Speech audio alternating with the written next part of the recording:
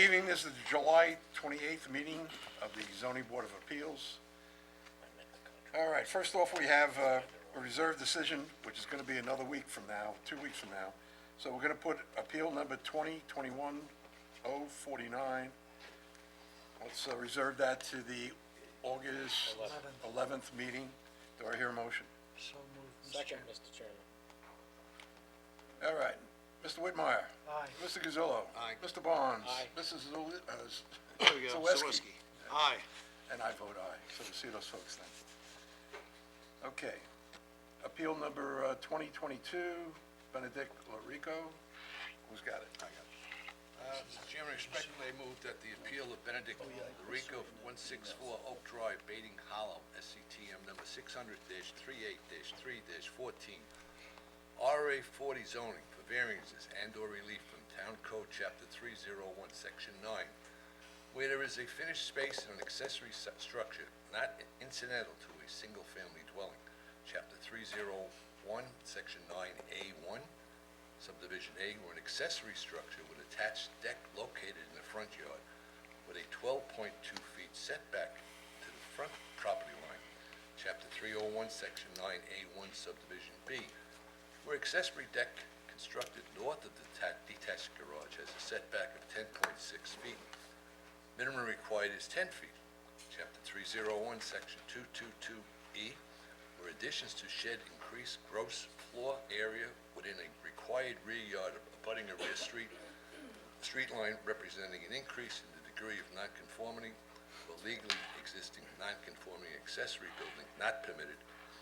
And Chapter 301, Section 11, where existing impervious surface is 21.2%, where 15% is permitted, be granted subject to the following conditions. 1, the owner must comply with New York State Property Maintenance Code prior to the issuance of a use permit/CO, as structure is depicted as a, quote, shed, end quote, for storage only on submitted survey dated 12/26/19. 2, building permits and corresponding COs must be issued for the expansion of the, quote, shed, end quote, and deck. 3, all electrical work must be in conformance with the current NEC. 4, owner is required to submit a rental permit annually with the required inspections. 5, the fence must be reconstructed and/or replaced around the shed. 6, the shed shall forever remain a shed, not to be converted to a habitable space in perpetuity. 7, all structures are to be inspected for compliance with New York State Building Code and COs issued. And this is in accordance with the applications and sketches with amendments thereto, if any, as filed with the building inspector. Second. You have anything to say? Do we have a second? So moved. Thank you. Mr. Gazillo. Aye. Mr. Barnes. Aye. Mr. Whitmire. Aye. Mrs. Zawiski. Aye. And I vote aye. Young lady, you're up. Appeal 2022-019, Christopher Vada, 11 Oak Street, Jamesport, Suffolk County Tax Map Number 600-93-1-10, RB40 zoning, for variances and/or relief from Town Code Chapter 301-15A1A, where a proposed accessory structure in front yard is not permitted and is 36.5 feet from the property line when 50 feet is required. Chapter 307-151B,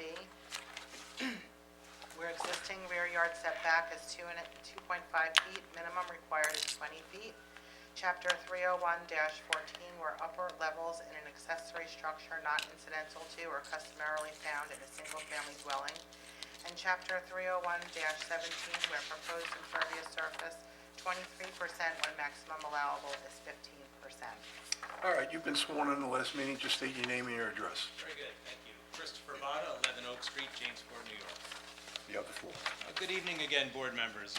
We're here tonight to formally present our revised plans, which reduces even the minimal impact this development will have on our neighbors and community. I have taken your direction and presented the revised plans to my neighbors, and met again with Mr. Sharp, the neighbor to the west, Sharp. Nevertheless, I can report that they continue to oppose our plan. Suffice to say, I believe that anything we would do would be opposed as a resistance to even any legitimate and well-supported minimal change. As I presented at our last meeting, we believe the criteria for a variance have been met, especially even more so with these revised plans. I'll point even to precedent of this board having approved applications similar to this. I know you're all familiar with the property. I know some of you have been there and from our last meeting's testimony, and the photographs, the Google Earth photographs I submitted and other photographs at the time. In sum, our property is improved with a two-story, four-bedroom home with a detached garage and other site and landscaping improvements. There's considerable landscape buffer on the rear of the property and the west side. We have always maintained the property impeccably and have been good neighbors. That's why our neighbors' objections are so surprising. We have planted trees for the community and maintained them. We've taken down trees which blocked our rear neighbor's view. Oak Street was called Oak Street because there used to be large oak trees on Oak Street. We've removed those trees and maintained the property. We've not created nuisances or disturbances in the future, but here we are. We listened to their concerns and we reduced the proposed footprint by a total of 4 feet coming back. So the expansion would only be 8 feet as opposed to the 12.3 we proposed. So you're aware of the variance relief we were requesting, so I don't think I need to repeat that. But under New York law, as you know, in granting an area variance, the town shall consider the benefit to the applicant if granted and weigh that against the perceived detriment to health, safety, and welfare of the community or neighborhood, considering following factors. One, whether an undesirable change will be produced in the character of the neighborhood or detriment to nearby properties. As I said, property was improved and is existing since the 1940s, as is. The property will not change the residential use nor the character of the property and the neighborhood. The project is our project is in a community of small lots, small residential lots bordering our property on Peconic Bay. So that's why the garage has to go in the back, it can't go in the front, in the rear. It will not have an impact on any traffic, nor will it diminish the neighborhood or surrounding properties. I can point to Waterview Terrace having at least 8 other garages with loft living space. I'm not sure if any came for approval, including the property to the west of our neighbor, who's objecting, who has a 2-car garage, 24 by 24, probably about 20 feet high, with space for storage or living above. I don't know if the variance was required for that, but it is in the front yard. I will tell you that the neighbor to our east did come before the board for a variance relief for residential use above a 4-car garage in 2007. I was aware of that at the time, and I actually wrote a letter of support at the time, and that was granted. I would also note that the board has granted accessory use second-floor loft space in the past. This use is meant for my family, as I explained. I have 3 boys who will presumably get girlfriends and get married or whatever they want to do, maybe have children. I'd just like to be able to be here with my grandchildren, just like many of my neighbors are, all day and all the time, and currently. And there is precedent. As recently, May 26, 2022, the board has granted such relief. Appeal 2022-16, the name was Capena, 144 2nd Street, South Jamesport. Accessory structure in front yard, existing setbacks and living loft space above. Testimony was that it's common in South Jamesport. They were adding a new garage, not even replacing an old one, just adding a new one. Accessory structure was 1.5 stories, and that was granted. Appeal 2021-55 Vogel in Wading River, that was allowed a detached garage in the front yard with a 2nd level. Appeal 2021-53 Manfan in Jamesport, approved a 2-story accessory structure in front yard for 2nd-story office space and car storage. Just pull that mic a little closer to you. Oh, sure. Appeal 2021-29 is the Tuthill residence in Riverhead. That's on the water. I thought that was kind of similar to what we have. A 2-story detached garage in front yard. The quote in the resolution is, "It's not unusual for properties on water to construct accessory structures in front yard." So I'm sure there are more. I only went back about 12 months in terms of the precedent that has been set. So Other criteria is whether the benefit sought by the applicant can be achieved by some other method. Respectfully, this cannot be achieved without area variance relief. The detached garage is a legally pre-existing structure. It can't go anywhere else on the property. We've tried to see where we could expand other places on the garage, but this is the best spot, where it is, basically. It's not feasible to relocate it to any other location on the property, and certainly not feasible to move it all the way to the roadway on Oak Street. That would be not beneficial to anybody. Further, is the relief requested substantial? It's respectfully submitted that this relief is not substantial, and as shown, has been granted by this board on multiple occasions in the past. The impervious coverage is going from 20.7% to 21.5%, which is minimal. There's no evidence there'd be substantial impact on the neighborhood or community. I've shown you the photographs of sight lines and things like that, and I don't believe that there's anybody's view is going to be blocked of anything with an addition of 8 feet to this garage. Further, there's no impact on environmental conditions. Actually, there's a benefit because if approved, we are doing a septic upgrade to the property, replacing a cesspool with a conventional septic system, which is better for the environment. And certainly this is not a self-created hardship since it's already a pre-existing non-conforming structure. So to conclude my part of this, I would respectfully request that you grant these variances. I believe we have shown that the legal justification for them exist under New York law and established precedent by the board. If approved, we will most certainly work with our neighbors to provide any additional buffering or landscaping to minimize any potential visual impact, which we believe we have shown to be minimal at best, as presented in the photographs. But certainly, we're open to working with them, to doing anything additional that needs to be done to make this more palatable. So I thank you for your time and consideration. I'm going to turn this over to, unless you have questions for me, to Rob Stromsky to go over the details of the reduced plan, although I know you have them. All right, Mrs. Tromsky, unless somebody else on the board has a question? No? Okay. Again, just state your name and your address. Robert Stromsky, I reside at 44 Circle Drive in Jamesport.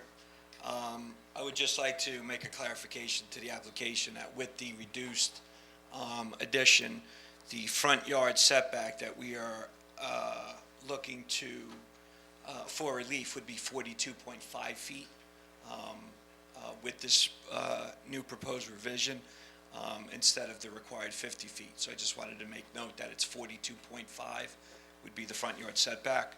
The impervious surface would be reduced, so we are not requesting a relief for 23. It's actually 22% from the required 15%. So those are the two variance proposals that would be reduced from the original application. So the front yard is now going to 42.5. As everybody knows, that is actually in excess of a very common zoning for lots of this size, which was a residency zoning prior to the adoption of a master plan. Most front yard setbacks under a Res C were 40 feet. So I don't think with the size of this lot, that would be seen as a substantial request for relief, being that we're at 42.5. One of the things we also looked at is just to make a clarification to what we look at is the actual percentage of expansion of accessory storage space on the property. If you were to look at the existing shed and the existing footprint of the detached garage, with the addition and the fact that we're removing a shed, and the storage of that shed would become storage in the garage, we're actually only increasing the accessory storage on the property by 21%. Again, I do not feel that that is a unreasonable request for expansion, being it's just a 21% increase of what the existing accessory storage is on the property. So by removing the detached shed, using that space within the proposed garage footprint, it's really only an expansion of 21%. At the last meeting, Board Member Whitmire had asked me to kind of look at some of the existing structures to kind of ascertain what the existing height might be. I had stated that if I had gotten permission, that I would. Unfortunately, I didn't have the time to ask for permission from the neighbor, but I was able to take a picture of the detached structure to the property of the west. I could submit 2 photographs to the board, so we can use that in discussion.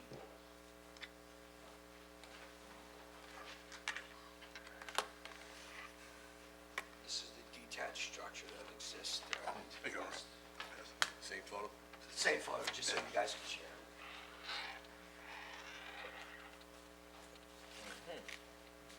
And this is the next door neighbor, This is the property directly to the west. okay. Could you So- guesstimate the height of that? I was just going to explain, by looking at that detached garage picture, if you were to assume that that garage door is a 7-foot door, Right. just by using the scale of a 7-foot door, I estimate that the ridge of that structure is at a minimum 19 feet. It could be more, but just from a layman's eye, I would say that it would be at least a minimum 19 feet. If you would remember, what we're proposing is basically a 22-foot ridge height. And again, the height of the structure is to the A-frame, so it's to the top of the ridge. On the slope roof, that's not the majority of the mass that has that 22-foot height. But just to, for the record, it would be, our structure would be fairly similar to the structure that's there.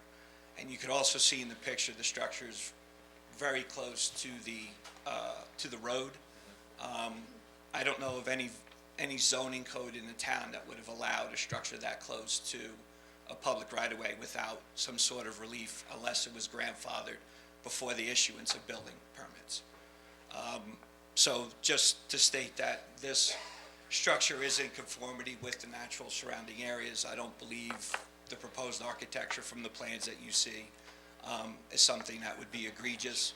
The way the ridge was derived was that the roof line works from the wall height of the first floor. So essentially, it's a 12-on-12 roof pitch from the first floor. And then the second floor is a dormer that comes out, which is considerate to a cape style, which is very common in the Riverhead area and South Jamesport area. So we feel that we're in conformity to what the surrounding characteristics of the neighborhood and what the massings are of the surrounding areas. At that point, if anybody has any questions, I could do that, or I just leave it to any other comments. Let's see what the folks have to say. Thank you. All right, so here's the deal. Is there anyone there that's not opposed to this project?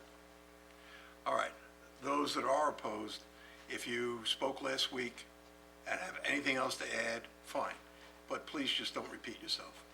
And I'll ask whoever wants to come up first, come on up. Please, step up. Were you at the last meeting? I was not. So you need to be sworn in. If you kindly raise your right hand. You swear to tell the truth, nothing but the truth, so help you God. I do. State your name and your address. Philip Butler with the law firm of Farrell Fritz PC, 100 Motor Parkway, Hauppauge, New York. And who are you representing? I am representing Paul and Jean Ann Scharf. They are the residents who reside at 11 Bayside Avenue, directly to the west of the subject property. Okay, I actually have a written objection letter that I would like to enter into the record. bring it up. I do.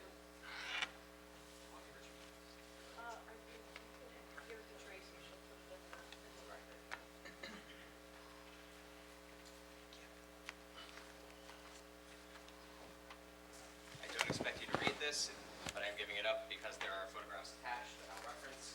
What do you mean we don't expect us to read it? It's a little lengthy. We'll read it. No, I mean right now. We'll read it. I do. You don't think we're gonna make a decision tonight, do you? All right, I meant read it right now, sorry. go ahead. Off you go. So I'll try to keep my comments brief. I'll respond mostly to what the applicant stated. So, as this board, I'm sure, is well aware, precedent is very important when it comes to decisions by zoning boards. However, every property stands on its own merits, and that is the case under case law in New York State, that every property and every application has to be judged on its own merits. So whereas there may be existing garages in this area that may feature lofts, whether it be habitable space or not, this property is unique. This garage is unique. And why is that? yes, there is an existing one-car, one-story garage in this location. Yes, it is 2.5 feet off of the property line. But what the applicant is proposing is not to replace what is there with something in kind. He is proposing to replace it with a two-car garage that is on the order of something like 40% wider and effectively a whole story taller, because regardless of where the ridge line is, he's adding a full second story with, I believe, full height ceilings, habitable space that could be used as a fifth bedroom, as he currently plans to use it, or converted to an accessory apartment, or rented on a short-term rental basis. And let's be realistic, with things the way they are today, there is a booming tourist industry here on the North Fork at this point. So the idea that this could in the future be used for some purpose other than family is not too far-fetched. So I understand that, the location of the existing garage is existing, but the fact that he's going up a full story means the impact from it is completely different. So consider the fact that right now, there's no structure overlooking my client's property. If you look at the photographs that are attached to my letter, you can see how close the existing garage is to their home. The second floor habitable space with windows on all directions and a Juliet balcony facing my client's house will overlook their driveway, their front walkway, their front yard where their grandchildren play, and it'll be directly visible from the line of sight of the front of their home. So if we're talking about the first and probably the most important factor that you're required to consider here, the detriment to neighboring properties, for my clients, maybe not for everyone in the surrounding neighborhood, but for them it is of particular significance. My clients don't necessarily want to look at a 24-hour presence of residential people living in the second floor of this structure, whether it be on a part-time or a full-time basis. So, you're talking about the introduction of noise in what was previously uninhabited, light, and everything else that comes with a residential use. So when we're talking about the character of the neighborhood and detriment to my clients, there is a significant change. Looking to substantiality, they're talking about 2.5 feet, whereas they would be required to have 20 if this was a non-existent structure. That's an 87% variance. So again, if you're knocking down what's there at 2.5 feet from the property line and putting something back, the idea that you automatically just adhere to the existing setback when there clearly is additional area on this property that you could put a smaller structure, and that's evident by the fact that he already chopped off 4 feet from the east side, which is no benefit to my clients because of course, the structure is still just as close to their property line. There is a way to modify the layout of this building.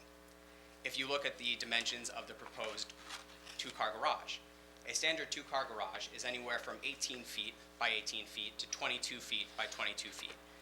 The garage that he proposes on the first floor is something to the order of 27 feet by 19 feet. And if you take away the second floor altogether, you eliminate about another 4 feet to 5 feet that is dedicated to the interior stairwell that goes up to the second floor. So there are alternatives to what is being proposed that would mitigate or reduce the variances that he's seeking. Finally, I just have to say, I understand that everybody wants a nice vacation home. Everybody wants space for their growing family. But the reality is that he bought this home as a 4-bedroom home. It's used as a vacation home, not his full-time residence. And the idea that he wants to expand it by adding additional habitable space above a garage so that his kids and his kids' kids can also use this property at the same time, that doesn't make this not a self-created hardship. It very clearly is. So if you weigh the detriment to my clients in particular against his desires to build out his family compound, I think it really does resolve in favor of denying the application in this particular instance. That's really all I have. Anyone have any questions? Okay, Counselor. Thank you very much. Next up, who is it? Step up.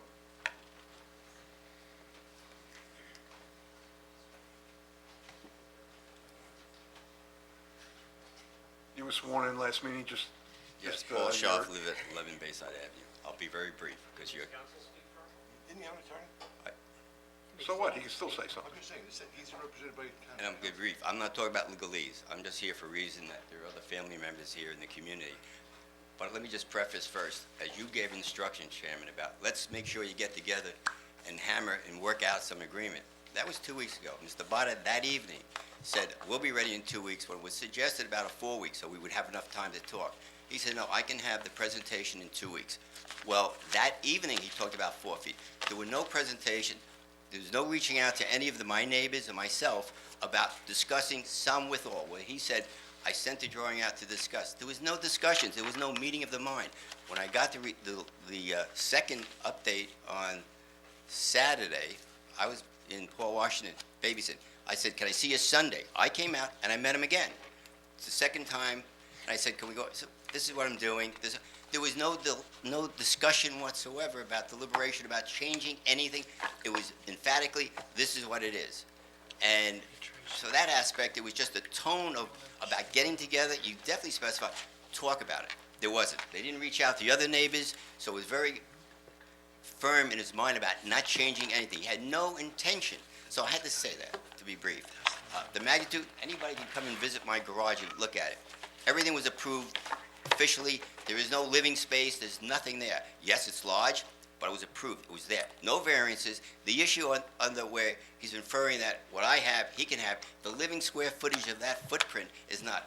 The legalese is the legalese to discuss that, and his letter is self-explanatory. But from a humanistic and a reality and a human relationship of the community, unfortunately, there was nothing presented by Mr. Botta where he was showing an effort to outreach to try to get to some agreement with the two neighbors.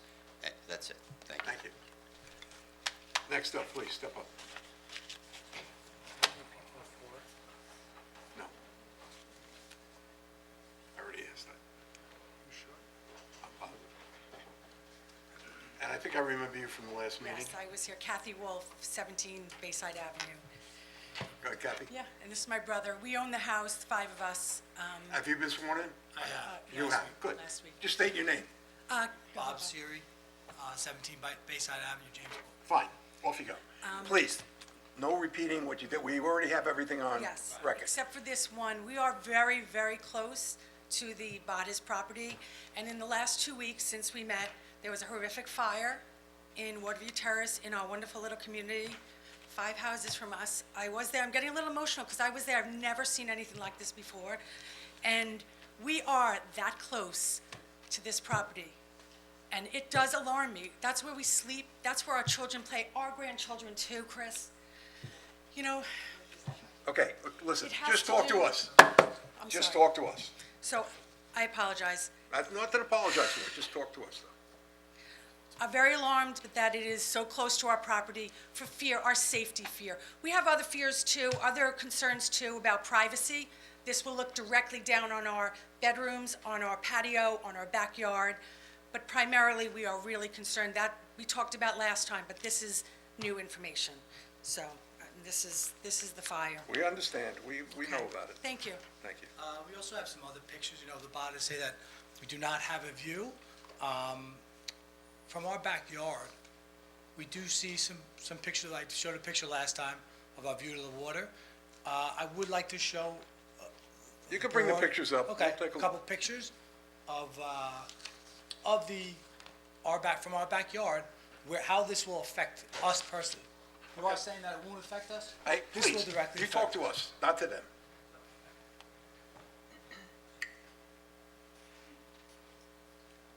Thank you. Okay, I understand, we'll take it. That is a flag showing how high the structure will be, Okay. all right? There's another pictures. And here's another picture I would like to show you also. That's another overview, just so you understand I'll jump on it.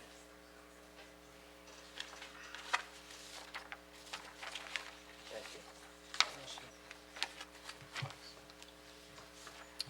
On the overview picture, you can see that the size of the Schaaf's property is a double lot. It goes from the beach all the way back to the street. Their garage, no matter what the size of it is, as the Bottas are trying to build a similar garage, they're saying a very similar size, on a property, the space is a quarter of the size, because the house takes up half the property, driveway. They're trying to build it on a quarter of the space that the Scharfs have their space. Quarter of the space. It just doesn't fit the property, and it is a direct detriment to our property values. There's windows on the back looking down into our backyard, looking down into our sunroom. It all will affect our quality of life in our house. Okay, That's all. thank you. Anyone else to be heard, please step up. Just form a line, actually. Why don't you do that? Have you been sworn in before? I have not. Then raise your right hand. Do you swear to tell the truth, nothing but the truth, so help you God? Yes, I do. If you kindly state your name and your address. Eileen Lynch, 17 Bayside. I'm one of the Siri, members of the Siri family who own the home.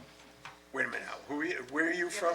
Well, my parents own the home. My father passed away last year, and now the five of us own the home together. That's all I need to hear. Yeah. Thank you. We have And been- the address is? 17 Bayside. Thank you. We have been there for over 45 years, neighbors with the Badas for that amount of time. And in my estimation and belief, we're good neighbors. We're very friendly. So it's surprising, and as Paul Scharf said, no one reached out to us other than saying, this is what we're doing. No one said, what do you think, or how does this sound, or it was just, this is what we're doing. And to be honest, that was said before the meeting 2 weeks ago. I was unable to attend, but we were told before that, we're going to make some changes. So that was all pre-planned. So when they came to this meeting, that was set, and that was planned, that they were going to give us 4 feet so that we might feel a little bit better about it. But the 4 feet it's not the width as much that is really concerning to us, as has been stated earlier. It's the height.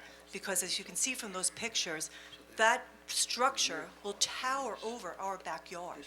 The windows above there that you can see in those photos from their architectural drawings will be, they'll be looking down with lights into our yard. It will be, as I said, feet, because as you know, to me, my understanding is zoning laws are there so that things of this kind are not permitted, right? I understand, I believe that certain things have to be adjusted, and if someone needs some space, I understand that. That's why there are variances, right? That's why you hold these hearings. But these are such tremendous and exceedingly large asks, in my estimation. They're so close to our property line. This structure, it's like looking here to you, up at this structure that's going to be over 22 feet high. And it's not as if there's even a sloping roof. It is wide and it is tall. And I think you can see in those pictures the distance, like you can see the perspective from the flagpole. We're going to be looking straight at a building from our backyard. It's going to affect our lawn. Light's going to be blocked. And as my sister said, that fire was really upsetting. She was there. She saw it.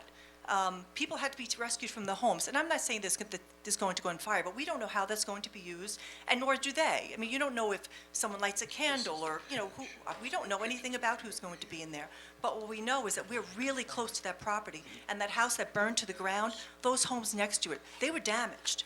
And there wasn't even a windy night. If that was our home, we've got kids sleeping in those bedrooms, It's really frightening. It really is. And so for us, I'm not here to hurt anybody. We like the Badas. That's not why we're here. I'm here, and my family's here, to protect our home and to protect our property, and most importantly, our family. And that's why we're here. Thank you. I have a question. Yes, I'm a little confused, yes. but Mr. Scharf's home is directly behind this, or that's your home? We are directly behind them. So you're directly behind them? Yes. With the Chalice windows? Yes, Okay. Yes. And Mr. Scharf, which house is yours? I'm west of them, 11 Bayside Avenue. Okay, so you're kind of across the street? No, he's referring to the garage in the street. My house is right next to him on the beach. Okay. The garage in the I back. see. So your house is on the water? Correct. Okay. And the bottoms. All right. Right next door. I'm west of his house. Oh, I was always under the impression that that was Mr. Scharf's house, but I was wrong. This clarified it for me. I just wanted to ask, that's all. So, is his house Mr. Scharf? No, this is short. Oh, so he's directly to that. Here's the structure. Okay. Here's this. That's their family. Okay, so he's right on. They're next to each other. And they're how next that to each other affects also, their- because it's just a So two-lot. what's this? It's a garage on. So it's a garage on this property? Okay. All right, thank you. Thanks for the clarification. Okay. Thank you. thank you. Because I was there twice and I was a little confused, so, but I think I got Have you it. been sworn in before? I have not. What's your name? Do you swear to tell the whole, do you swear to tell the truth, the whole truth, and nothing but the truth? I do. My name is Rich Siri, 17 Bayside as well. You have the floor. I'm one of the 5 Siris who own the house since my dad passed. He passed it on to us. My wife and I own a house in this community. My sister owns a house across the way in Morningside. My other brother and sister have a house in the community. And it's because we love this community. And we don't want to see this type of construction going on. They want to build a second home. It might not be where they live and have dinner and cook, but this is a second residence. And I have never seen anything like this, to be quite honest with you, where you can just put up another structure on a small property. You compare it to Paul Schaaf's property. Paul Schaaf's is their property and our property together. He didn't need a variance on his. This shouldn't even be in discussion. We received these documents the legal day that the Badas were required to send us these documents. No sooner. Those documents were drawn up in January and March. Not a word. I saw Chris walking down, and the day before these documents went out, he just said hello. I'm looking to do construction on my house, and I've spoken to architects regards to what can we do to make the house nice, but not to blow it out, not even to knock it down, which would really take the view out of one of my neighbors. It's a thoughtful thing, but this is totally by the book, and that's the way they're doing it, and I don't like it, you know? I appreciate your time. Thank you. Anyone else to be heard? Please step up. Have you been sworn in before? No, Well, then kindly raise your right hand. Do you swear to tell the truth, nothing but the truth, so help you God? I do. State your name and your address. My name is Regina Anto. I live at 24 Bayside Avenue. I have handouts for you. Excuse me, can you just pull the mic down to your mouth? Okay, can you hear me? Thank you. A little closer, please. Could you ask God to send those pictures down? Okay. Set? Okay. Fred, ask God to send them pictures when it's done. When he's done. Oh, no, when you're done with the pictures, send them over. Into the clerk. You have to give us one. He wants these. He's got that. I don't care. Do you want to see these two that you missed? Do you have that? Do you have those in your file? No, I don't. Oh, I have that in Staples. Yeah. Copies of the properties involved. Yeah. Thank you.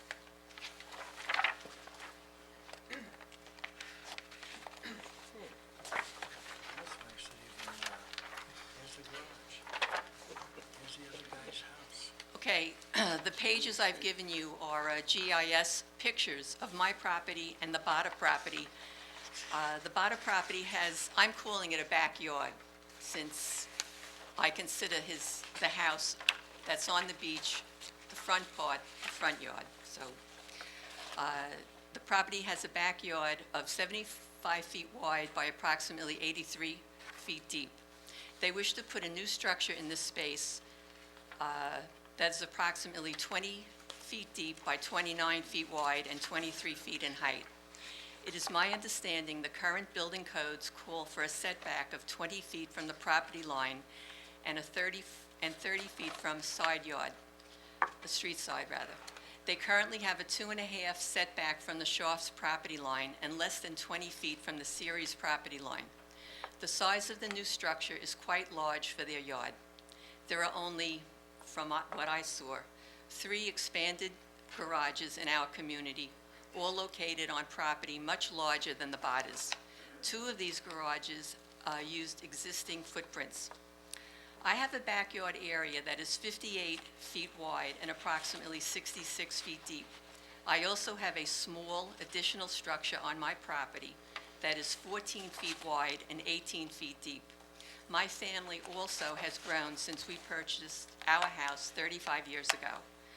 I am also contemplating having a new septic system installed on my property, and I would like to know if I decided to take down my additional structure and relocate an expanded structure at the back of my property, would I be permitted to do this and also be granted a variance if you give the Badas a variance to build their very large structure?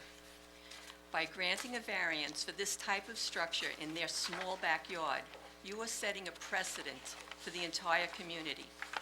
Setting a precedent could be upsetting and create significant disharmony with members of our community. I am sure my neighbors who live behind me and across the street from me would not appreciate seeing an additional lodging on my property. I thank you for your time. Thank you. It's just a precedent to keep in mind. Thank you. Anyone else to be heard? Nobody? Can I just add one thing? I know I already spoke. I'll be brief. You're an attorney. You guys are never brief, so stop the baloney. Yeah, famous last words.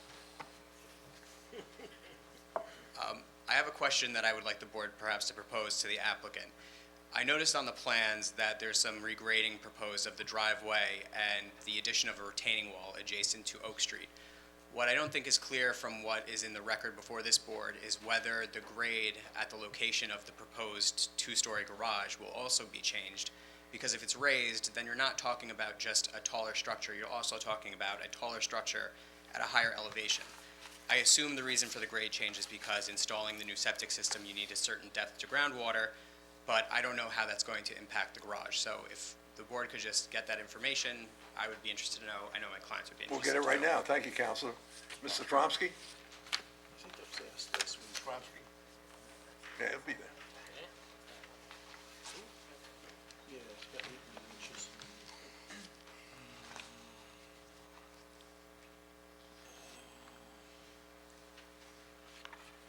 The proposed grade is, there's an existing grade at the driveway in the garage where the garage floor area was 5.59 currently, and what we're looking to make the grade at that point would be 7.8. So you're looking at roughly about a 1.5 foot increase in grade.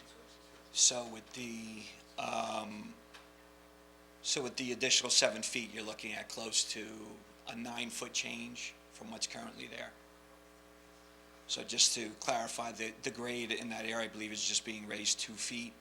The retaining wall, it's on the street. Again, that's a requirement of New York State Department of Health Services, that the grade anywhere within 20 feet of the sanitary system has to have a less than 2% slope. So by the time you get to the property edge, there has to be a waterproof retaining wall due to the required separation between the bottom of the sanitary and the highest expected groundwater. Okay. One of the things I'd also like to just state is that because of the property, I believe this property is legally seen under the old Res C zoning. So one of the things is the fact that we've reduced the setback to, so a 42.5 foot, there really would be no required front yard setback now for the structure.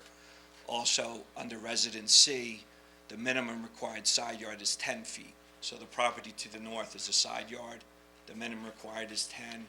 The existing garage is 19.1, and that is going to stay the same. So there is no additional expansion to the north, and the setbacks to the northern property is within required setback under Riverhead Town Code. What? Pictures.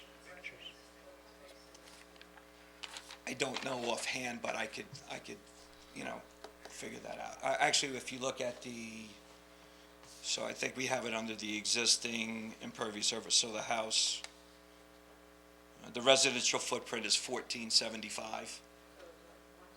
It's a 2-story, so this 2-story does not go entirely the whole footprint. There's a great room that has a vaulted setting, so I would say it's probably half of that roughly. So if you say roughly half, that would be 700.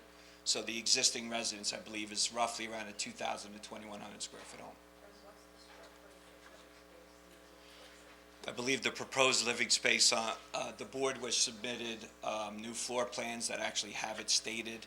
I don't have a copy, but I believe, to my recollection, somewhere around 470 something square foot proposed just for the second floor living area.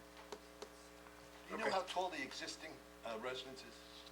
The existing residence, I believe both the existing residence is a little bit higher than the garage. Okay. It's on a higher grade, so the existing garage, I believe, was 15 feet, so the existing house has got to be close to 19, 19 or 20. And what we're proposing is roughly a 22-foot-3 ridge height. So it's fairly close to the existing ridge of the house. Okay. All right. Is there anyone else to be heard on this matter? Okay, so what we're going to do, we'll leave it open for 10 days. You can send in a written, whatever, however you feel. But we're going to close this, and we'll give a decision at our next meeting, which is August 11th.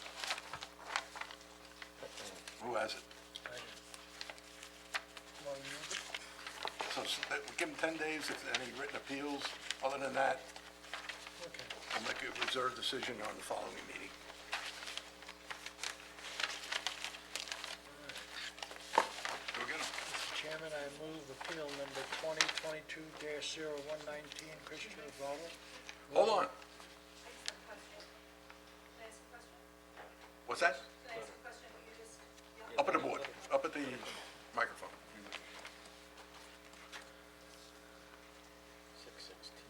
I just want to know what that means for us. I know what you're saying, but what does that mean for us? We have enough testimony. If you have anything else to say, we'll take written Okay. comments in the next 10 days. After that, we are going to make a reserved decision the following meeting. Okay. Okay? All right, thank you. You're quite welcome. Continue. All right, Mr. Chairman, I'll continue with moving appeal number 2022-019, Christopher Votto, 11 Oak Street, Jamesport, New York, be adjourned till August 11th, Reserved decision. 2000... closed. Excuse me, 2022. The hearing is closed, and there'll be a reserved decision given. On the 11th, yes. So you're allowing for written comment? Written comments for 10 days, and then after that, Okay, so that's it. no more testimony? No more testimony, no. Okay, Mr. Bond, oh, do I hear a second? Second. Nobody else? Okay. Mr. Bonds? Aye. Mr. Gazillo? Aye. Mr. Whitmire? Aye. Mr. Zawiski? Aye. And I vote aye. So we'll see you folks on the 11th, and we'll try and settle this up. Thank you very much for everybody attending. I think you can still catch the Beatles. They don't go on until 8, so any of you guys want to go. I don't understand, is that, that's the height? All right, let's give them a minute, and then we'll give them a That's minute. above the tree line, is that what it's? Oh, and this is the house next door? I know. That's Boda's house right there. That's what? That's Boda's house. That's his garage, that's his house. They put this thing in there, you know, so they could show you. the Okay, ridge line. Tracy, I think we- The ridge line would be over here, so it wouldn't be. Okay, appeal 2022-024, Tower Lane Associates, 417 Lincoln Street, Riverhead, Suffolk County Tax Map Number 128-1-13.2, BC zoning, for variances and or relief from Town Code Chapter 301-60, where proposed warehouse is not a permitted use, Chapter 301-60, where proposed outdoor storage is not a permitted use, and 301-61, where proposed rear yard setback for proposed accessory storage building is 8 foot and minimum required is 25 feet. Do you swear to tell the truth, nothing but the truth, so help you God? I do. Kindly state your name and your address. Patrick Fadun, 400 Eagle Nest Court, Laurel, New York. You have the floor. I'm trying to seek a variance for the storage warehouse with the rear shed in the back, the variance for the setback from 25 to make it 8, and of course the use from... You got to get that microphone closer to you. Of course, the use from Village Center to be used as a warehouse.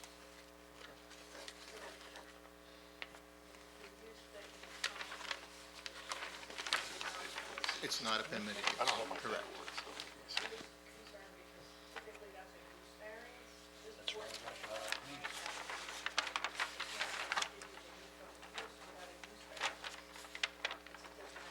Lincoln? Because I seeked a previous variance in 2016 for the same use. This is vacant lot. This is, right, okay, so he's got the other one here. So it's basically, Nothing. yeah. It's a separate lot. I think Pete can't do this.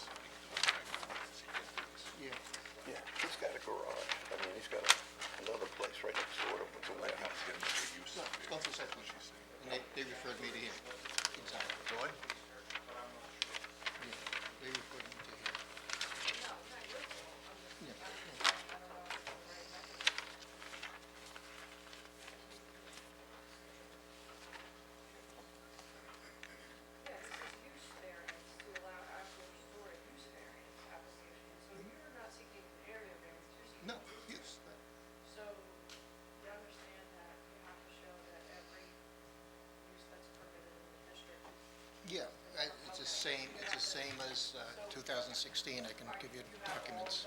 Yeah, yep. No, I have all that, sure. Oh, sorry. Oh, sorry about that. Oh, let me pass up the paperwork.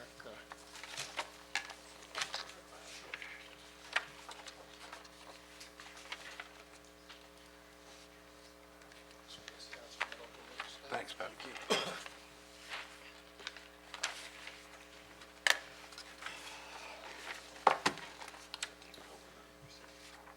And the letter that I just passed up... Into the microphone, Oh, Patrick. sorry.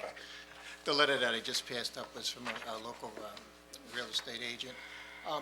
If you read it, it's, and I can give you the one that was prepared in 2016. It just mimics this one. Nothing has changed on it, so it'll probably be more identical. It stands today as it did back in 2016. And if you want that letter, if some of your board members haven't seen that letter in 2016, I can present it too if you like. Okay. No, we know we certainly know the property well. Okay?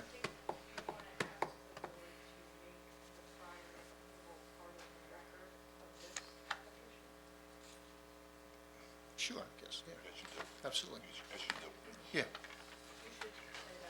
Oh, okay. I want to make it... I want to make it continuous with the other proposal. Your prior application. The prior This way. application, correct. Okay. All right. Anyone else to be heard on this matter?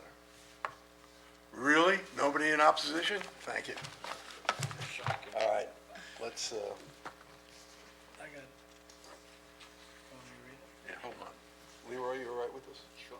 Okay, yeah. I mean, it's all, It's a nice, clean use. yes. Okay, go ahead.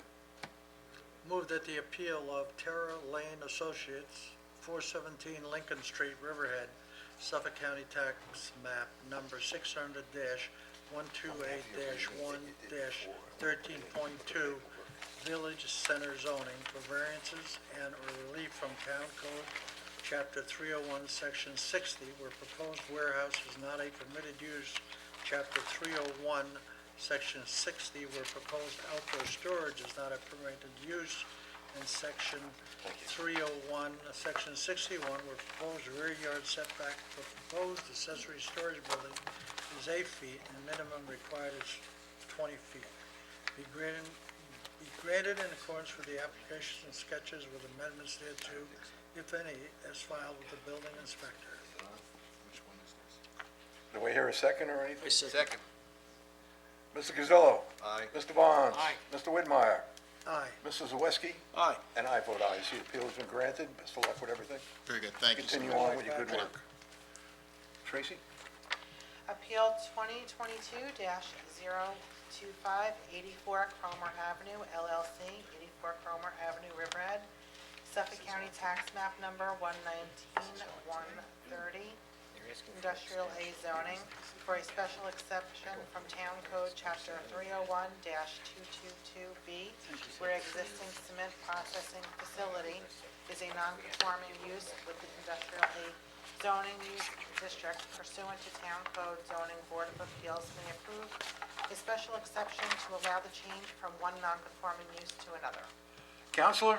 Good evening, Kimberly Judd for the applicant, 737 Roanoke Avenue, Riverhead, New York. I also have with me Brian DeSessa, who's an attorney. He is corporate counsel for 84 Cromer Avenue, and also John Sprufera, he's an employee of Delta Ready Mix. So I don't think this is a true change of one non-conforming use to another non-conforming use. This business is called Delta Ready Mix, and they've been operating at this location since 1988. So that's a period of 34 years. There's a timeline in the application. If you follow it, it's probably one of the most bizarre things I've seen in my career. But the building on the property has a CO. It was formerly Agrico Chemical. It backs right up to Riverhead Raceway. And it's on Cromer Avenue in Industrial A. And the building is CO'd from 1969 to Agrico Chemical. And Agrico got several COs throughout the years, started in 1969. Throughout the 70s, they got a special exception from this board, not for the use, but for certain storage bins. In 1986, Agrico sold the property to Joseph Mavilla, who was the one who started Delta Ready Mix. Mr. Mavilla started the business in 1988, operated Delta Ready Mix, which is still there today, and it was still located and it's still located in Industrial A. In 2003, Mr. Mavilla, through Pete Danowski, submits a special permit to the town board. And back then, you could have this cement mixing plant in Industrial A because it was considered a non-nuisance industry.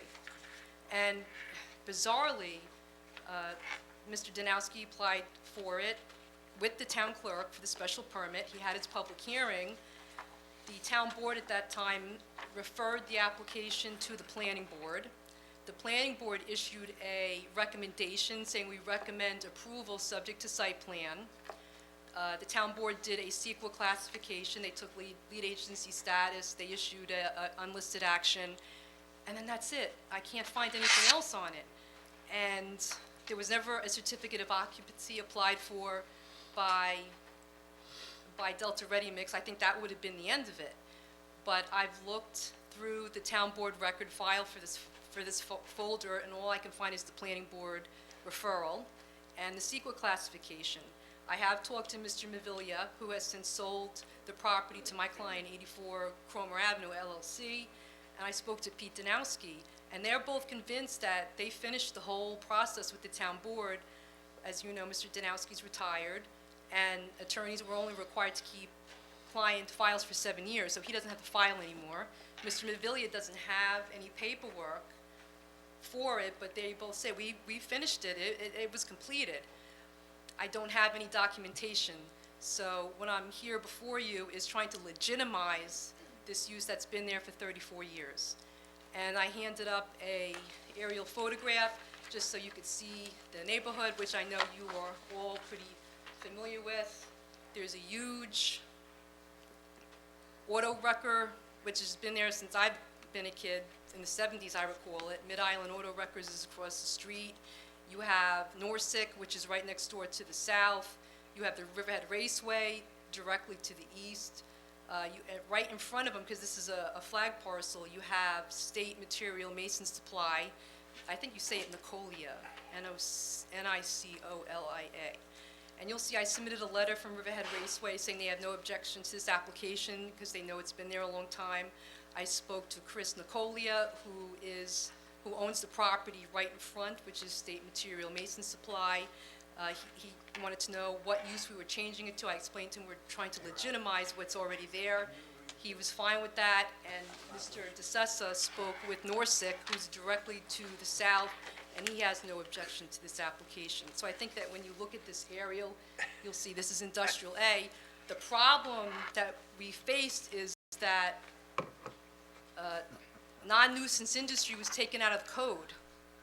So at one time, non-nuisance industry such as a cement mixing plant was permitted by special exception by the town board, which is what Mr. Mavilla and Mr. Danowski started, and they believe that they finished it. And then since that time, 2004, non-nuisance industry is no longer permitted. And that's the position that we're in there. We're trying to legitimize it. And obviously, if the board is amenable to granting the change from one non-conforming use to another, we still have to go to the planning board for site plan approval and then get the certificate of occupancy, putting it legitimately into Delta Ready Mix. Mr. Sprafora here is an employee of Delta Ready Mix, and in case the board, if you question whether or not it was legitimately there in 1988, he can answer that question. If you You're feel- making that representation? Yes, he can. No, I'm saying you're making that representation. Yes, and even Mr. Pete Danowski, when he filed the application in '04, stated that the use was there since 1988. Well, And Danowski's always a little shaky, but go ahead. I tell you, he told me he's convinced he finished it out, and so was the client, Mr. Mavilla, but I just can't find any paperwork stating that. The board is very familiar with Mr. Danowski, so Okay. whatever he says, I believe. Did you check with the assessor's office and the building department, and none of them have records of anything? No. I even went back into town board resolutions from 2004, and I went a couple years forward, but I just can't find anything on it. If you check, there isn't. Doing the application, we were trying to find some evidence of it, and the accessory discards do say that. They detail Agrico is on the discard, but they don't have the years. So I can't say to you. Not the deed transfers either? They had the deed transfers though. Oh, well. But they didn't correspond, No. obviously. Okay. No, but he did purchase it in 1988, and that's when he started the cement mixing plant, but it was permitted back then. And then sometimes between the time that he applied to the town board for a special permit in '04, and I can't tell you when it was deleted from the code. I've asked some other local attorneys, and they didn't even know that non-nuisance had been removed from Industrial A. Well, Right, oh, after he applied. it's in the right spot. Hold on now. Okay. Is there anybody on the board have any questions? Is there anyone out in opposition of this? We're going to end this right now. Let's have a reading. All right. Okay, thank you. Respectfully, Mr. Chairman, I respectfully request that appeal number 2022-025, I move that appeal of 84 Chroma Avenue LLC, 84 Chroma Avenue, Riverhead, SCTM number 600-119-1-30, industrial A zoning for special exception from Town Code, Chapter 301, Section 222, B, where existing cement processing facility is a non-conforming use within industrial A zoning use district pursuant to Town Code Zoning Board of Appeals, may approve a special exception to allow this to change from one non-conforming use to another, be approved in accordance with the applications and sketches with amendments thereto, if any, is filed with the building inspector. Second.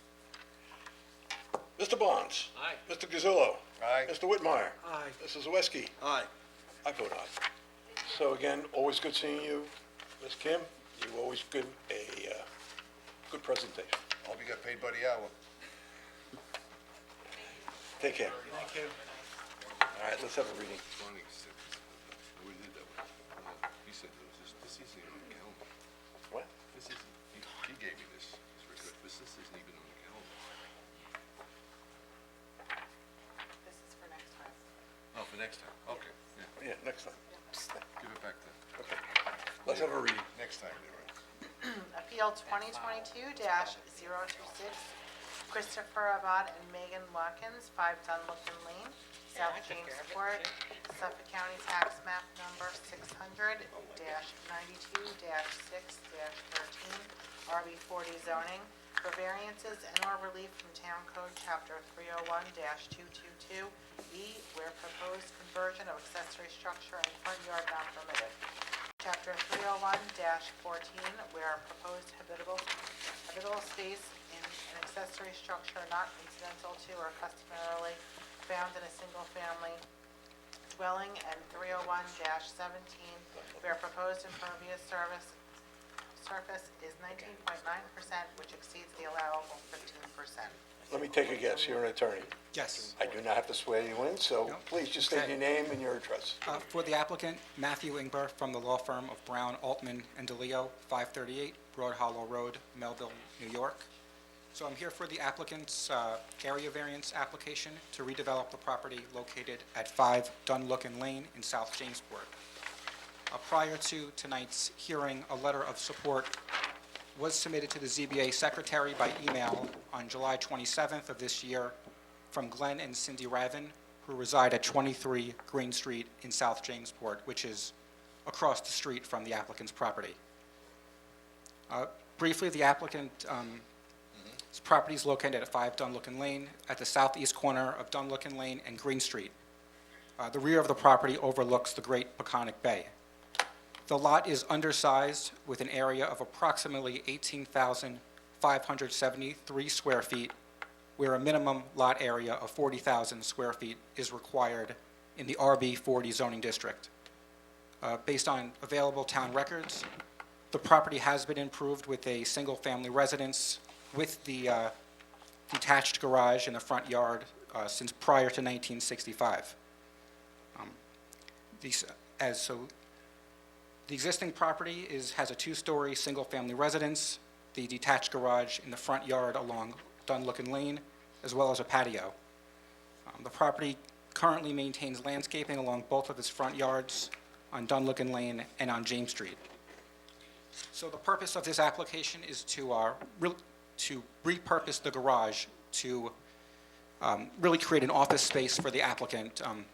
The applicant lives at the property with it's Christopher and Megan Abad, as well as their two children. Since COVID pandemic, they've been working from home more often, so now they need additional space with their two kids, so now they could work in this, what we're calling a recreation space in the detached garage.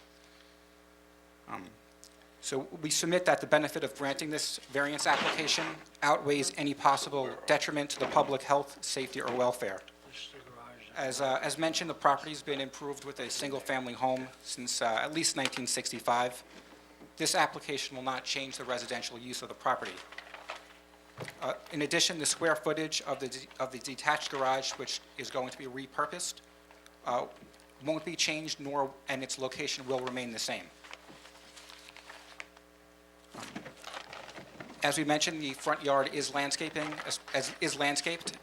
The applicants will be adding additional trees and hedges along the Dunlookin Lane front yard. So we submit that granting the requested variances will neither change the character of the neighborhood nor create a detriment to nearby properties. As previously noted, the site is undersized and has a reduced building envelope due to its two front yard setback requirements. In respect to the repurposing the garage, it's existed in its current location since at least 1965. It's not feasible for the applicant to relocate the structure to a new location. In terms of the variance relief for the impervious surface, again, this is an undersized lot, so making any improvements would trigger the need for variance relief. We also do note, in terms of the size of the variance, the application was noticed for needing, I believe it was 19 and a half feet impervious surface. The site plan in front of you shows an impervious surface area of 17.85%, so the scope of that variance relief has been reduced. The requested improvements will not have an adverse impact on the physical or environmental conditions of the neighborhood. The recreation space, this new detached garage, won't be heated, nor will it have any hookup for water. And should any of the requested relief be deemed self-created, New York case law is clear that this factor is not dispositive. So with that, that concludes our presentation, and we open it up to any questions you may have. Do you have any problems, Leroy? Yeah. Bruce, do you have any problems? No, you're adding some habitable space, I think. That's how, yeah. And what's going to be the habitable space used for? As An office. I have, I have. Please, step up. Yeah. It's an office. That's a good. You will be. Yeah. And sworn at? And if you raise your right hand, do you swear to tell the truth, nothing but the truth, so help you God? I do. State your name and your address. Christopher Abad, 5 Dunlookin Lane, Jamesport. Go ahead, Christopher. So just to clarify the use, we've been working from home a whole lot more. I am in the line of, I do financial and investing work, often need quiet space, have confidential materials. It helps to sort of have, degree of privacy and also safety. So that's the primary use in mind for the structure, for the change to the garage. To have separate space, especially with, we've got two young kids, as you see here, falling asleep in the seats. We've used the... You took away my vote. So that's the main use in mind. My office has found its way around the main structure currently. My desk is in the closet in our master bedroom. I actually don't have clothes hanging in there, the door's open, and I bought a desk that fits inside, and that's the quietest place I found. So the hope was to improve productivity and sort of have our space work a bit better given the new world we're living in.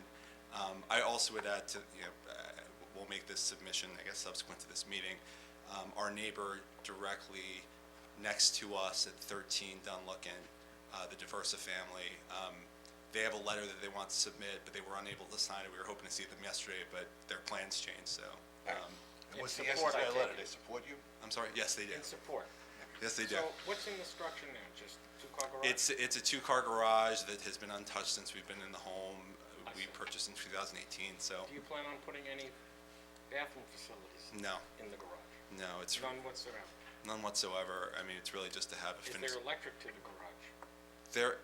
There is existing electric in the garage, just to, you So know, you'll need to upgrade that? the Since prior, you're gonna have computers? I'll have a computer in there.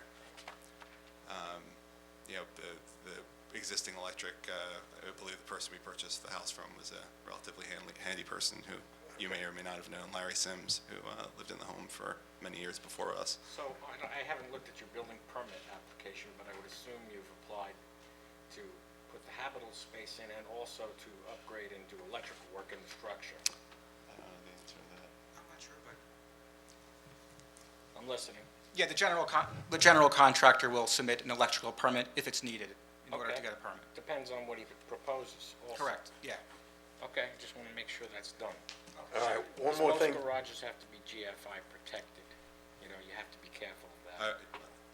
All right, as my colleague suggested, if we grant this thing, you gotta take the kids out for ice cream before they get home. We're all going for ice cream if you guys don't. I'm getting you all ice cream. Sounds good.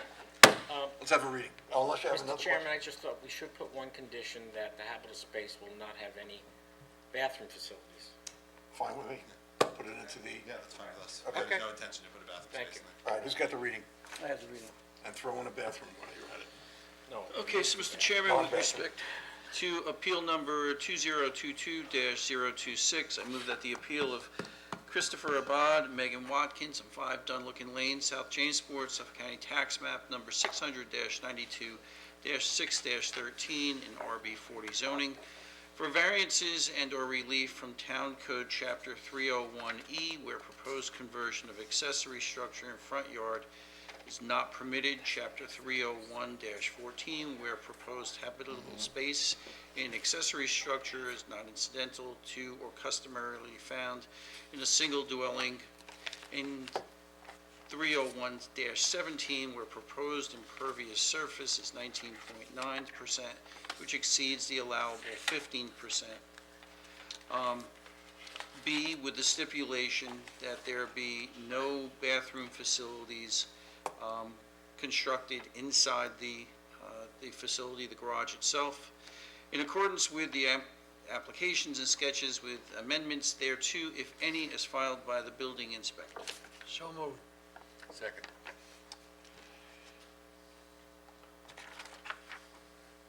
Mr. Bonds? Aye. Mr. Gazillo? Aye. Mr. Whitmire? Aye. Mrs. Zawiski? Aye. And I vote aye, as long as you buy those kids the ice cream. All right. Thank you so much. Thank you. Best of luck with everything. Yep, good luck. Oh, what did he like? That's the 10-minute warning. ice cream Meeting has now. to be over in 10 minutes. Mom saying the lights are too slow. At least I don't have to carry the kids out. That's always good. Okay, next up. Okay, Appeal 2022-027, Christopher Magnuson, 43 Greenbrier Road, Wading River, Suffolk County Tax Map Number 600-49-2-11, RB 80 zoning, for variances and/or relief from Town Code Chapter 301-31, where proposed front yard setback 30 feet when 60 feet is required.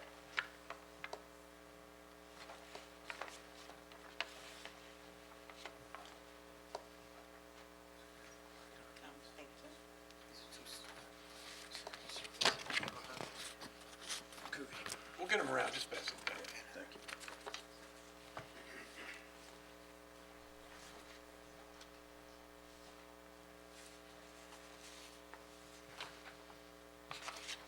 Good evening. The variance I'm seeking is... Whoa, whoa, whoa, whoa, whoa. You attorney? Sorry.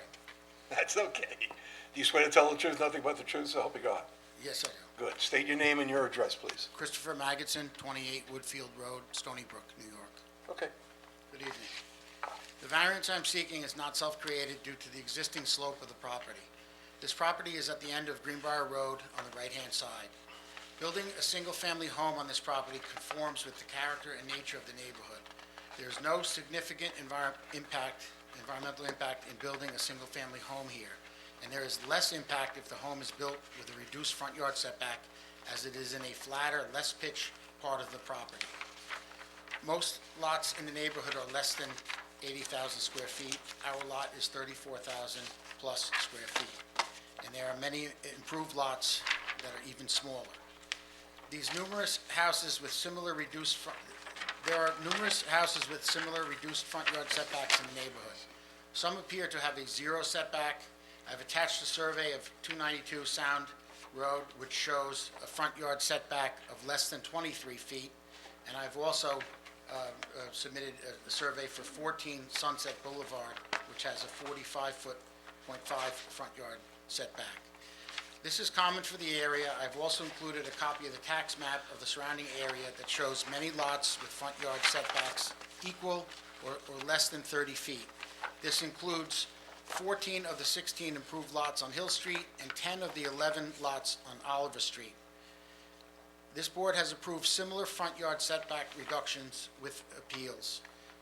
2021-038, 2021-031, 2020-040, 2020-42, and 2021-021. Thank you for your consideration and the opportunity to speak. I'm happy to answer any questions if there are. Are you the builder? I'm the property owner, homeowner, and builder. All right, sports fans, what do you got? Anybody?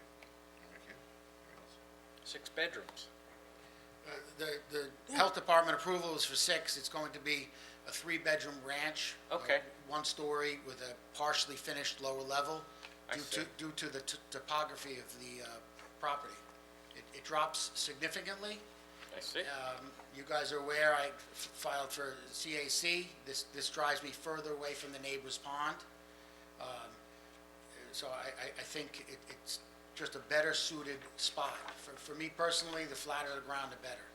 I'm going to hold a approximate 35 side yard to my neighbor to the west. And as the house moves forward, my 61-foot side yard to the east actually grows because the lot tapers Yeah, I wider see that. towards the front.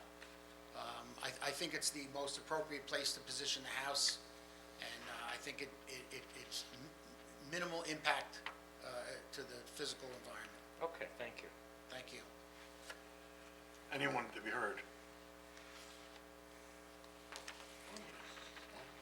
Okay.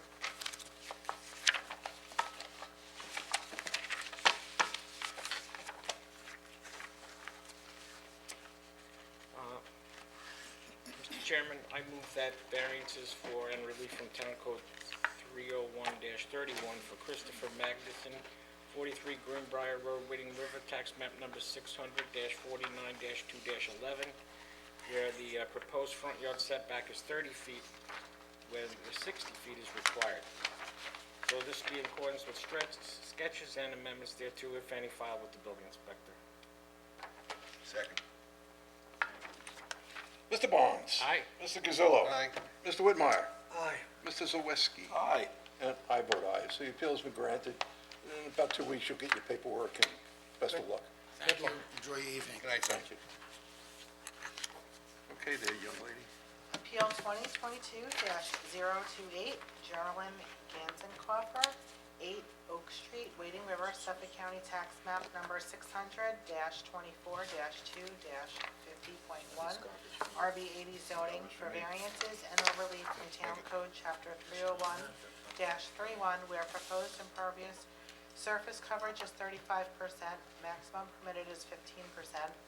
Chapter 301-29A1A, where proposed detached garage with storage area above located in front yard not permitted.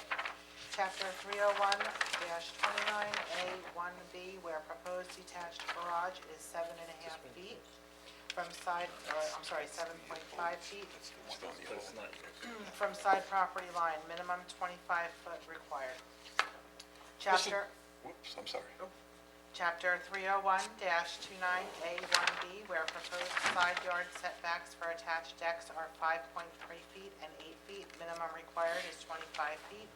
And Chapter 301-29A2, where proposed retaining wall with fence on top will have varying heights, the tallest being 8 foot 6 inches, maximum allowable height is 6 foot in 6 foot inside rear yards, and 4 foot in front yards.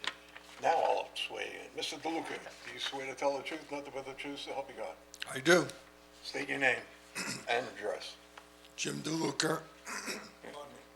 Jim DeLuca, 12 Linda Lane East in Riverhead. Okay. I'm here representing the owner at 8 Oak Street, Wading River. And what I'm going to do first is give you a little history how we got to this point, and then talk about the variances directly. The house and the garage was built prior to 1965, and the garage itself at that time had a 13-foot front yard setback. And if you look at the survey, the existing septic system is on the east side of the property, right next to the existing dwelling. And when I was hired by the owner, prior to them buying the house, which was approximately a year ago, I got a call from the attorney, and they asked me to take a look at the property. And at that time, the first thing I noticed was I looked at the letter of pre-existing use, which stated about the pre-existing use of the garage and the dwelling. I looked at the decks, and at that time, I had a suspicion that the decks were built without any permits, and my suspicion was correct. And the existing decks that that are there now, that will be removed, equals a little over 1,000 square feet, approximately 1,041 square feet. If you look at the survey that we presented, the proposed decks that are going to replace the decks that we're going to remove, and which some parts of those existing decks are only 2.5 feet off the westerly property line, equals 1,740. So realistically, we're doing 700 more area of decks than were previously there or presently there. That's the first variance that we're seeking, is to increase the size of the deck area from the existing, which are going to be removed. The second variance that we're asking for is we're relocating the existing 400 square foot garage, which will remain 13 feet off 20.3 feet off the front yard. But we have to slide it over, and the reason we have to slide it over is because I advised the client that the existing septic system, which is, as I said before, is on the east side, has to be replaced. And we have the system that we're proposing is in the front yard, where it's where the health department permits it to be, takes up the area that the existing garage is located. So we wanted to slide the garage over, but doing that, we created a problem with the side yard to the east, which is 5.6 feet. And we did increase the garage approximately from 400 square feet to 519 square feet, thereby requiring a side yard variance. But the front yard still remains the same as the existing front yard was on the garage that was built prior to zoning. The impervious area includes the deck, and we are increasing it up to 33.1%. but 11.4% of that is deck area, which realistically is pervious. The water hits the deck, drains through, and goes right into the ground. I know the town classifies it as impervious, but realistically, it's pervious. The water will travel through to the ground below, so there's no runoff there at all. We're going to retain any runoff that occurs from the walkway on the property, won't drain on the street, and the porch area in the back that we want to rebuild at the present time was converted over, prior to the present owner buying the house, it was converted over to habitable space, but the elevations of the floors are different, and we wanted to basically make the floor level even. The porch area is approximately 10 to 11 inches below the finished floor level of the existing structure. So what we wanted to do was raise it up, raise the floor level up, but after I inspected the structure, the cost of trying to raise it up and repair it is equal to taking it down and replacing it with a new structure under concrete piles rather than the concrete blocks that are there now. It'll basically be the same size. The floor level will be the same elevation between the porch. It's not going to be built any higher, and that goes for the garage too. We're not looking to put a two-story garage up. It's a single-story garage.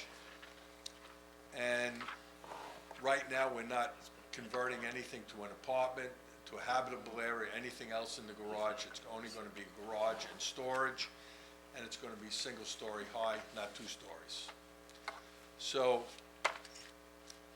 getting to the retaining wall. The retaining wall itself, the highest point isn't at 6 feet.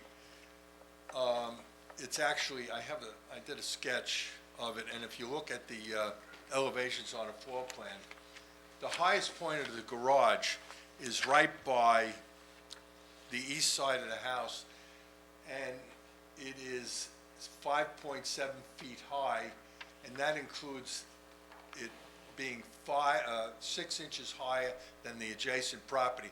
So realistically, it goes from 5.7 feet to almost 0 to the south and 0 to the north. The center of it is approximately 5.7. Now, because it's over 30 inches, the state code requires you to have a fence at the top of it. Once you hit 30 inches, you have to have a fence.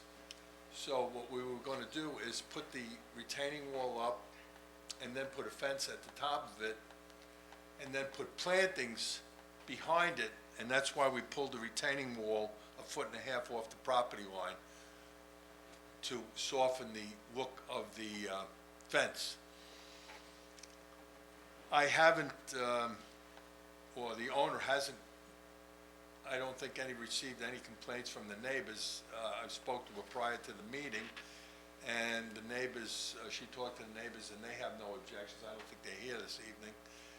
And we wanted to use the fence and the retaining wall to gain more property on that, usable property on that side, would be the east side of the dwelling, to construct a deck. And on the north side, we're removing the existing deck, and on the west side, we're removing the existing deck and replace it with new decking. Okay.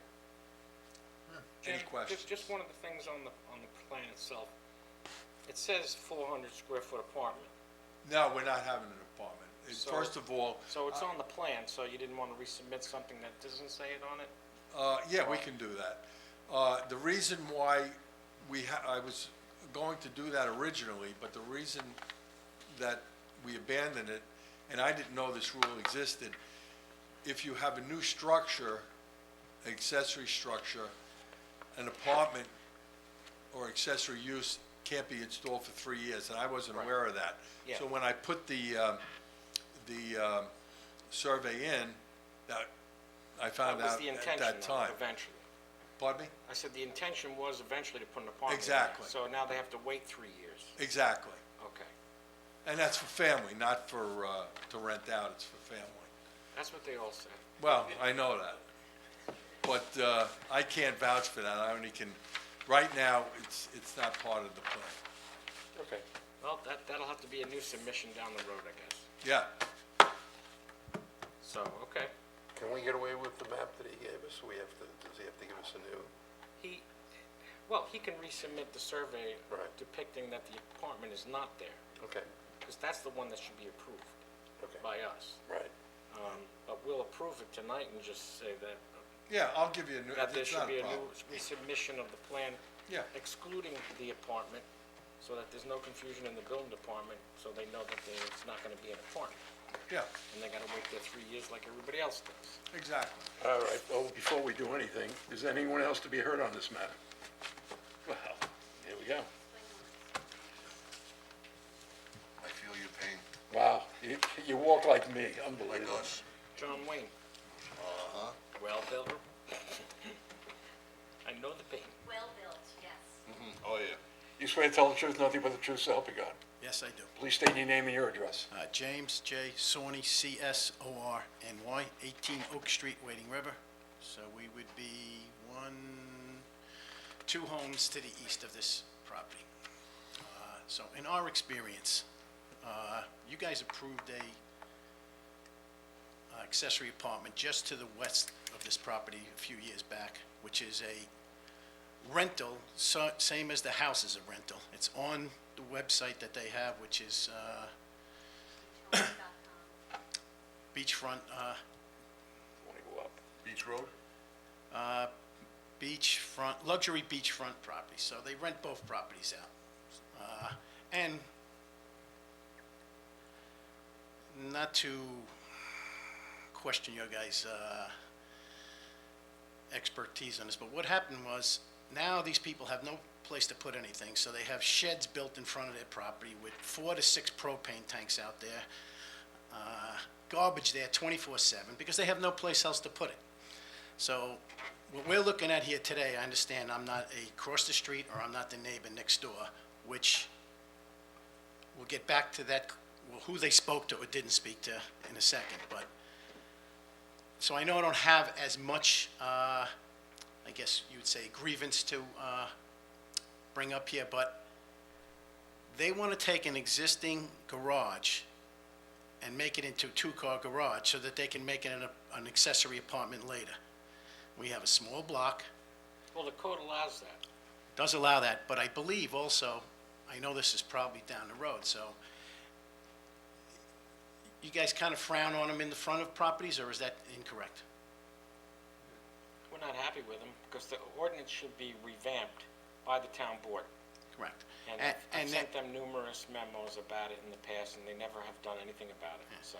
So, I guess what I'm asking you is, since they're not supposed to be in the front, and it sounds like what they're gonna do is wait 3 years and go for an accessory apartment.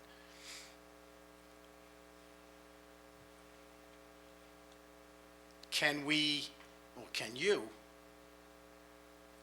ask them if they want a 2-car garage? Well, fine, have a 2-car garage. They want extra decks, have at it, that's great. And I'm sure they need to improve their property, it is a little old, but you're gonna be approving them, and they're gonna be going for an accessory apartment In 3 years. in 3 years, which is the law. That's what they're allowed to do, correct? Okay, so I guess what we would ask as neighbors, that, no, I don't want to see them have a larger structure on their property so that they can turn it into an apartment 3 years from now, where they, you know, the last one you approved is on the website. It's rented out. Yeah, I think Leroy's going to tell you about that. Well, I want to know if the town vigorously fought that.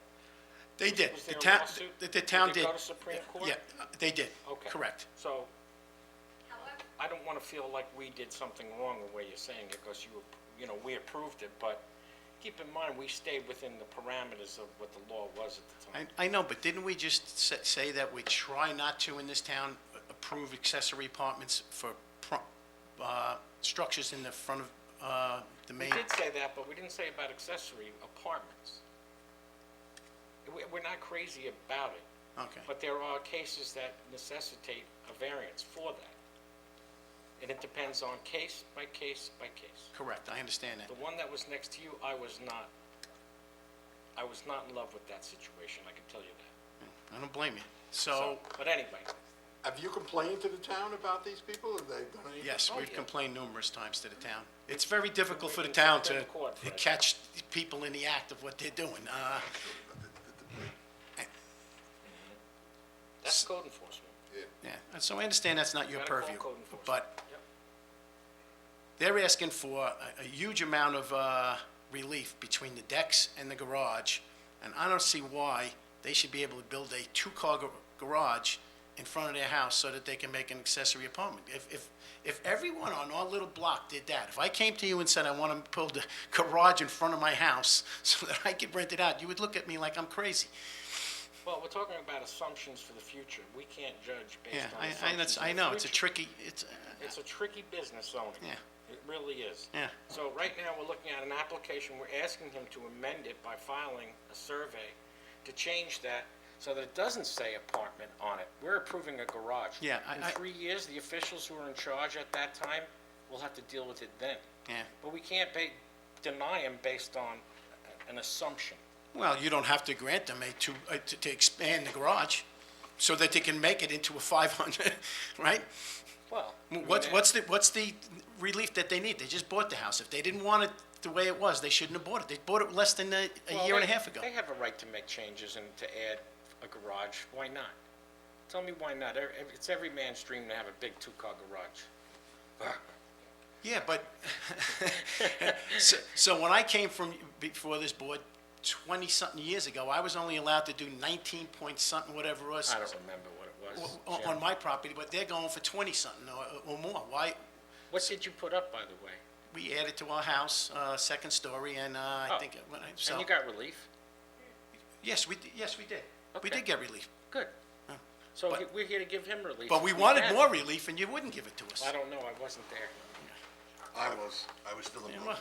well, I wasn't there. This young lady wants to speak over here. Is somebody going to recognize her? Do you want to speak after You the podium? step down. Young lady, Okay. please step up. Thank you. Thanks, You're Jim. welcome. And if you kindly raise your right hand, do you swear to tell the truth, nothing but the truth, so help you God? Yes, And kindly respectfully. state your name and your address. Amy Sorney, 18 Oak Street, Wading River. The only difference between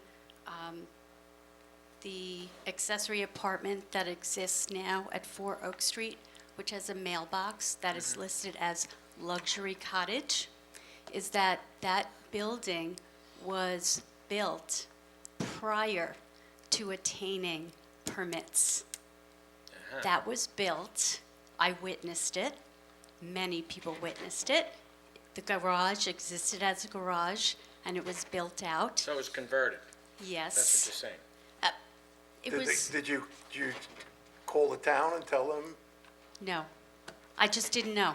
I didn't know what they were doing, because from the street side, the door was taken out, and all of a sudden it was a wall. You couldn't see what they were doing. Well, And then permits were sought after the fact and granted. So there's a little bit of a difference. And the zoning board granted those, or? I can't tell you who, really, I don't Yeah. know I don't who remember Just- that. was the grantor. But when we leave our house every day, every house looks at the garbage at 2 Oak Street, which accommodates the luxury cottage Okay. and everything that 2 Oak Street cannot hide because they have built out And their you've taken property. this to the code enforcement officials, and they haven't done anything? Is that what you're trying to say? They do their best. Okay. I would never say they don't do anything. All right. No, in all sincerity, they do their best, but your resources are limited. Yeah, no, I understand the whole picture. Yeah. So I wouldn't But accuse them. them increasing their garage has nothing to do with your neighbors next to you. I don't see the relationship, other than you're afraid if it becomes an apartment, that you'll have the same mess that you have. It just repeats a pattern. In other words, now you're taking a residential block. So nobody should be entitled to have a garage No. in their front No. yard, in those The accessory, situations. Mr. Barnes, I'm not saying that. Okay. What I am saying is that there should be some kind of precautionary measure so that an accessory freestanding garage doesn't become 3 years from now a rental luxury cottage. That's Okay, all I'm asking. That's a perception that you see that we can't avoid. That's true, but it's not my perception. If you come to our street, you will see the I mailbox. was there the other day. We've all been there. Do I need to be sworn back in? No, you're still sworn. So, the gentleman that was up here representing the applicant stated that they spoke to the neighbors. Neighbors is what he said, quote him. I happen to know the neighbors where this building is being moved to the east. They don't know anything about this. So if he spoke to a neighbor, he spoke to the neighbor to the west. So, The right, luxury cottage people. the luxury cottage people. Okay. So, to the west. So- So, you know, you have someone misrepresenting himself in front of you, and this is what you're gonna approve.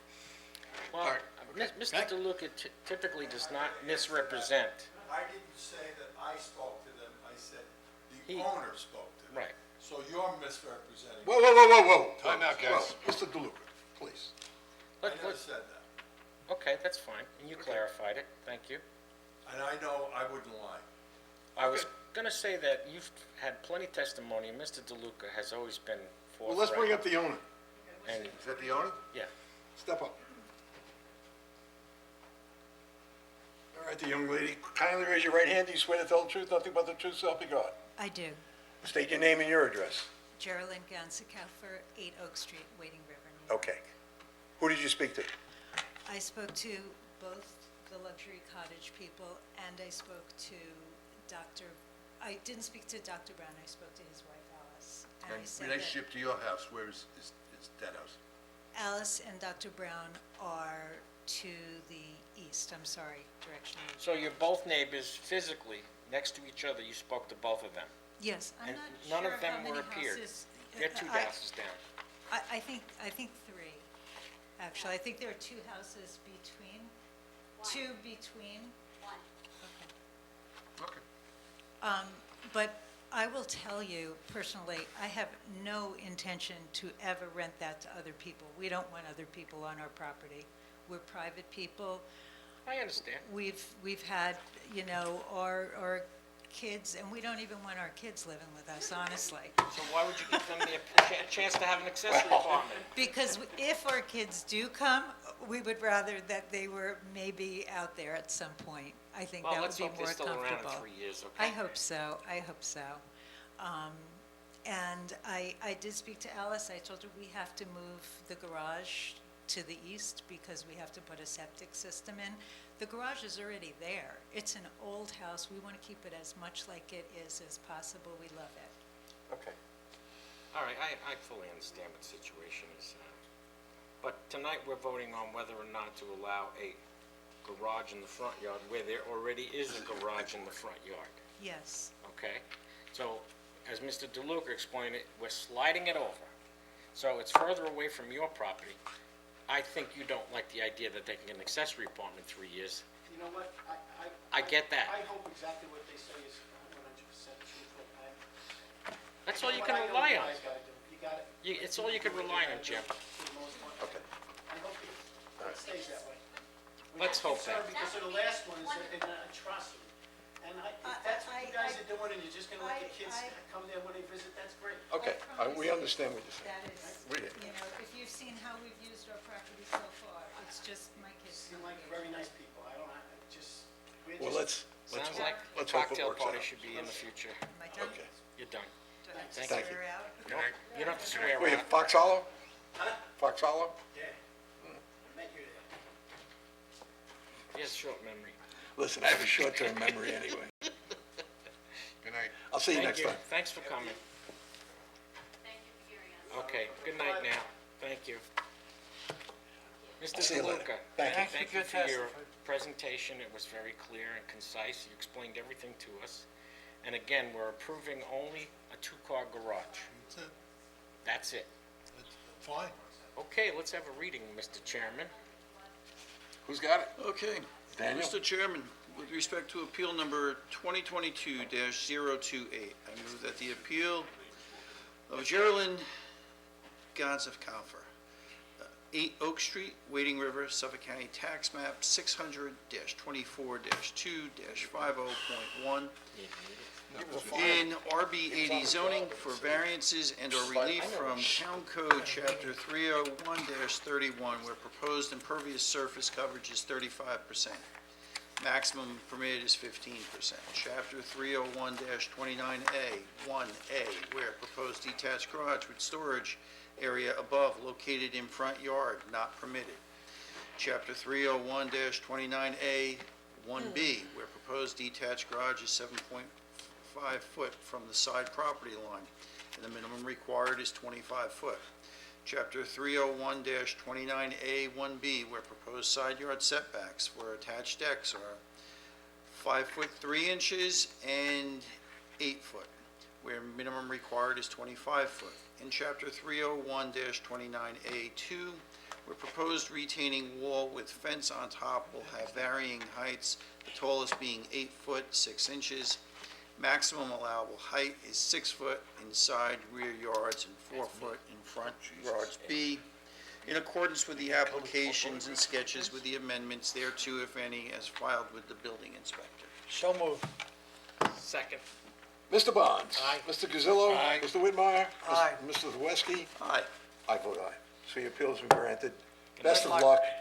And no luxury stuff, right? Gotcha. No rentals. Well, God bless. Good Thank luck. you. You'll suffer Thank you, as Mr. much as Zawiski. the others. Thank you. Have a good night. Do I hear a motion to accept the minutes of the last meeting? So moved. Second. All in favor? Aye. Do I hear a motion to adjourn? So moved. All in favor? Aye. Well, that was an interesting night. Are you taking us up for ice cream, Mr. Chairman? Yeah,